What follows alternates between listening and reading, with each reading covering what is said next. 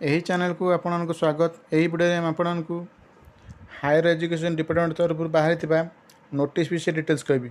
देखो जो मैंने 2024-25 मसीहा बीईडी एडमिशन कर चाहते बीईडी बीएचईडी आउ एमईडी देखो नोटिफिकेशन आसी फॉर्म पक आरंभ हम देखो दिखाई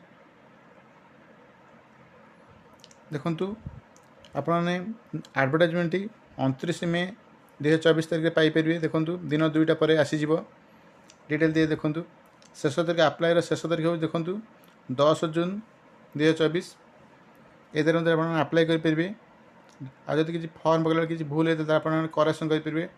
देखो दिखाई 11 जून 2024 आप करेक्शन करेंगे।